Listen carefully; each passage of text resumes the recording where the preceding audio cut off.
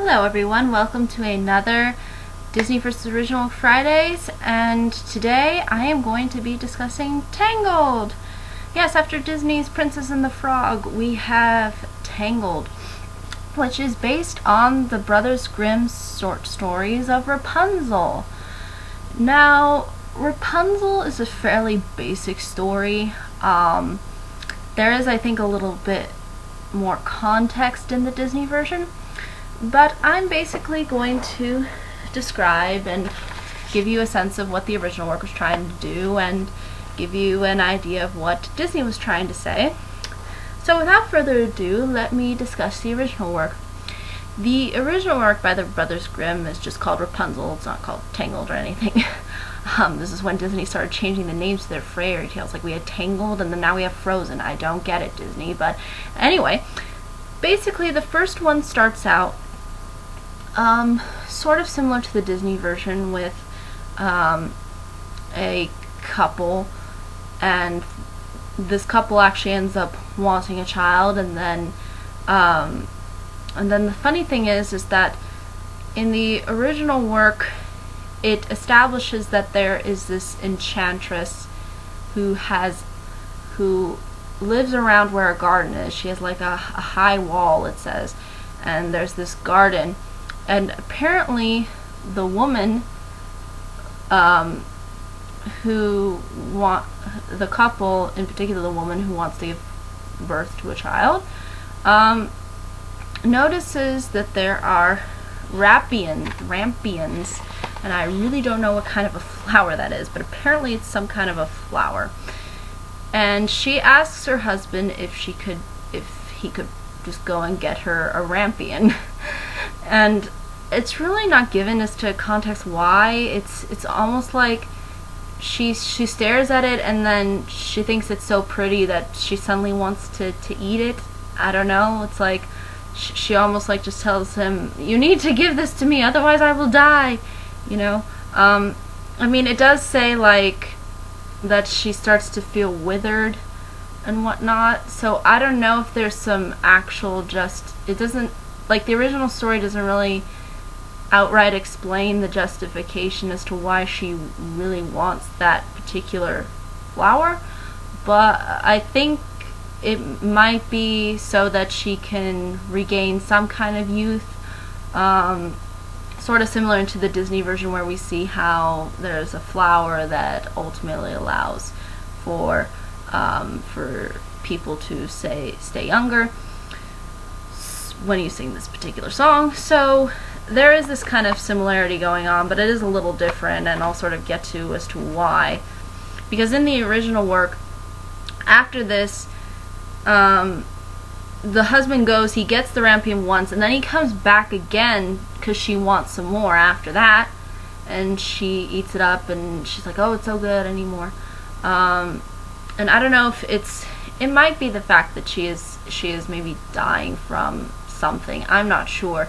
Because in the original work, it's not really emphasized as to whether dying means like she just, "Oh, I'm just dying to have this," or, "Oh, I'm really actually dying here. Can you please go and get me some rampion?" So I'm kind of confused as to the context of the original work and what it's trying to say. But ultimately, the husband goes again to get the rampion, and he comes across the enchantress, and she's kind of mad at him because he is not really supposed to be digging around her garden and looking for flowers. So basically he kind of just is like, please spare me, I'm just giving my wife some of this plant, she's really fond of it. and the enchantress goes, "Yeah, I'll let you have it, no worries, but you gotta give me your child once it's born." So, the only justification as to why he says, "Yes, I'll do this," is I guess out of panic. And he just says, yeah, I'll do whatever you want, okay. And then basically, once the child is born, she is taken by the enchantress, who is named Gothel, like in the Disney version. And that's how she is taken to that's how the baby Rapunzel is taken. And the funny thing is that Rapunzel too is not established to be a princess or anything in the original work. So she doesn't seem to maintain a title or a status, at least from what the original work explains. But in the Disney work, it is established that she is a princess. It is established that this flower has healing powers, and that these healing powers transfer to her hair. And Gothel has been using this flower for that purpose. And once that flower is used for the queen when she gets sick and transfers on to Rapunzel, Gothel finds a means in order to continue on living. And so she takes Rapunzel because the hair has that magical power and that was transferred to Rapunzel when she was born from her mom drinking the herb, I guess. So again, a little bit similar, but a little bit different also. So there is no deal established between the husband and the enchantress at all. It's just Gothel finds out, and she manages to capture Rapunzel. And it's sort of the same thing here, except there is an established deal as to, we owe you our child really now, apparently. So basically, the enchantress in the original work locks her up in the tower, similar to in the Disney work, where she locks her up and kind of just says you can't go anywhere from the outside world. And so Rapunzel stays up there for quite some time. And then a prince comes in the original work, not a thief like in the Disney work. And in the original work, he first hears her singing, and he's kind of entranced, and he sees where it's coming from, and that it's coming from this tower that she's locked up in. And he comes by like every day, it says, and then he just doesn't know how to get up there though. But then he sees the Gothel, the enchantress, ask Rapunzel to lay down her hair, and then he now is given an establishment as to how to get into the tower. So that's basically what he does. He goes up and says, Rapunzel, Rapunzel, let down your hair, and then she somehow thinks that it's her, and thinks that it's the enchantress, and basically just lets down her hair. In the Disney work, Flynn the prince, I guess you could say, even though he isn't really a prince until, I guess, the weigh-in, until he marries Rapunzel, I guess, so that justifies him being a prince. But either way, Flynn Rider is a thief who's on the run and who stole some crown jewels from the kingdom, and he basically finds sort of this refuge in this tower that happens to be Rapunzel's. And I guess he gets up there through like arrows or something, like just sticking arrows and somehow getting up there in that tower, but it doesn't go up like the traditional way of Rapunzel, let down your hair, whatever. It doesn't say any of that. Just goes up, and then Rapunzel kind of freaks out when she sees him. And it's kind of similar in the original work too. She sort of freaks out. But the funny thing about the original work is that once he comes up, and she kind of freaks out at first, he goes, no, it's okay. I love you. You don't need to be harmed, or you don't need to fear me, I want to propose to you. And he literally just proposes, like, right there. I think you're so pretty, and I want to be with you forever. Oh.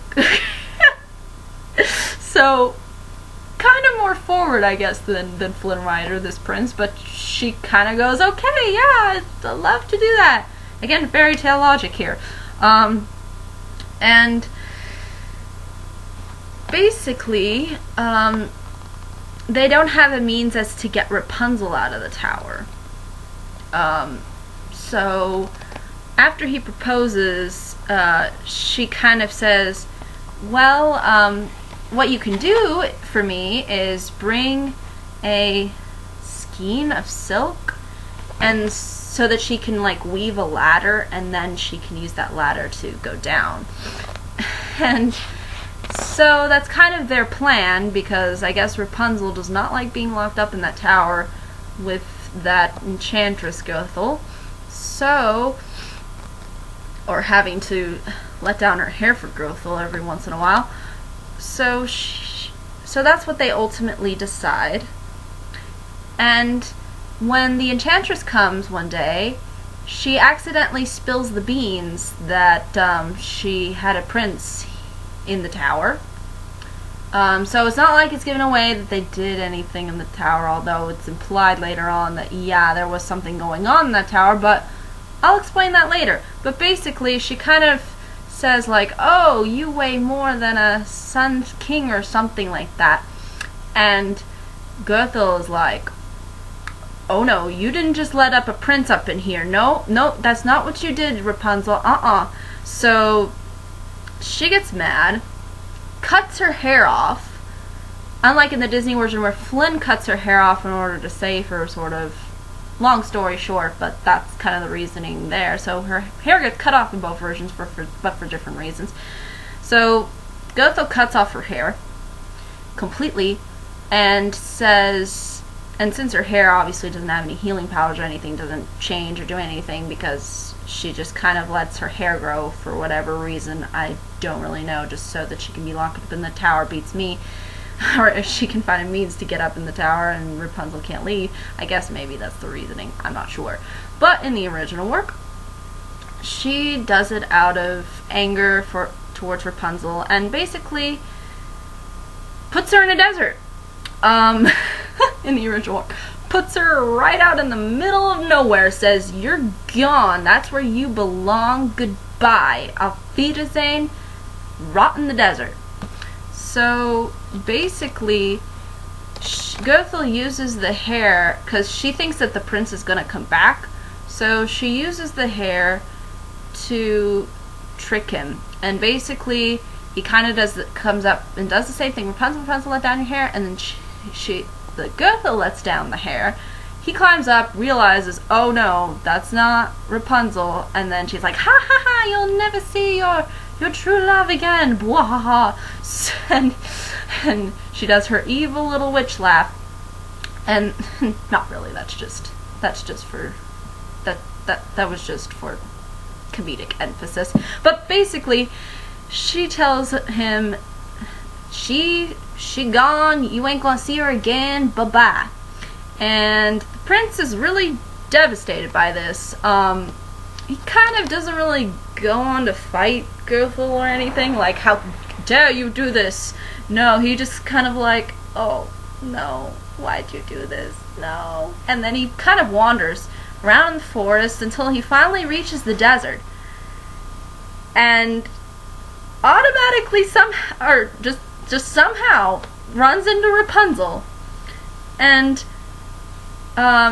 apparently she has twins with her, because she gave birth to twins, I guess, in the meantime.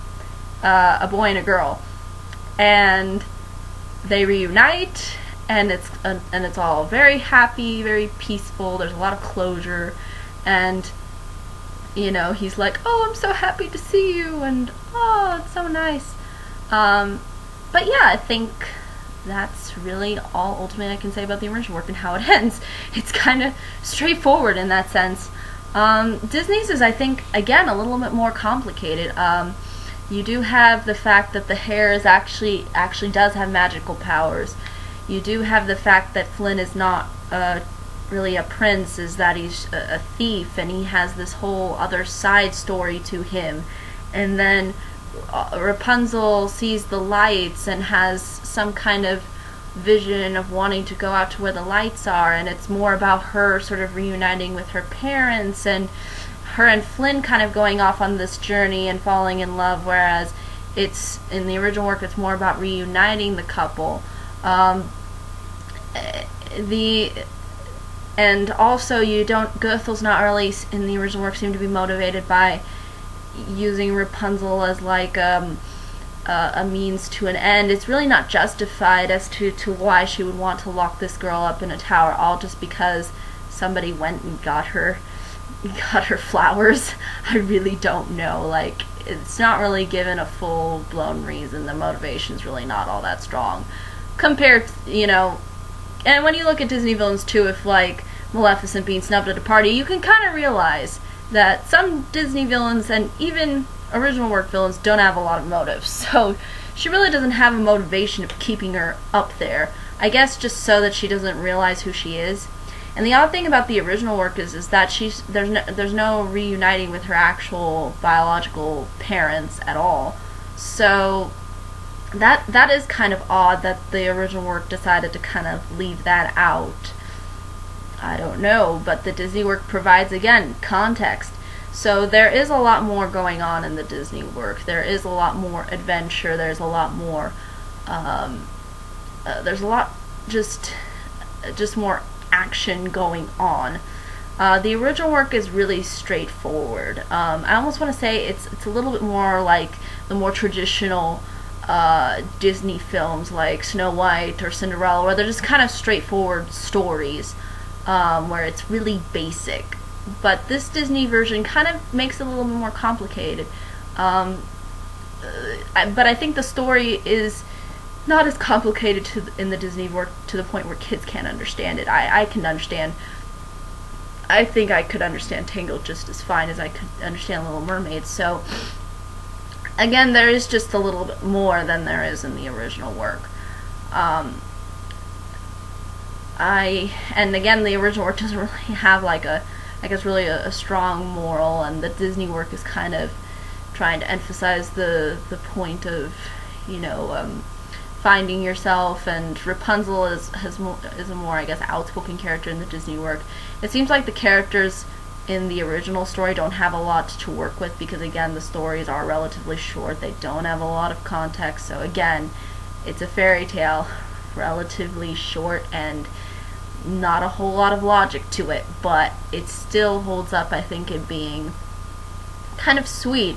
And even though it is a fairy tale, it's interesting how the prince doesn't even see her, and all of a sudden he decides, yeah, this is one I want to spend for the rest of my life for whatever reason. But I kind of find it funny how he doesn't even see her. It's not like some of the other tales where there is a justification that the prince has actually seen what Rapunzel looks like or whatever. But yeah, it's kind of really all that the original work's offering. But at the same time, it's also interesting how Disney took some of these concepts, like with the flower, and just made it kind of different.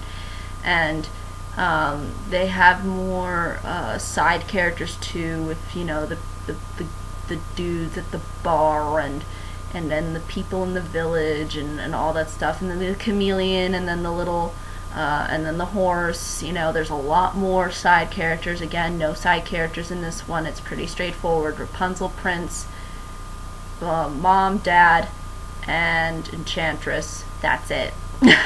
Those are all the characters that you get in the original work. So I think that's ultimately all I can say. But if there are any questions, comments, concerns, more than happy to answer them. But until next time, everybody,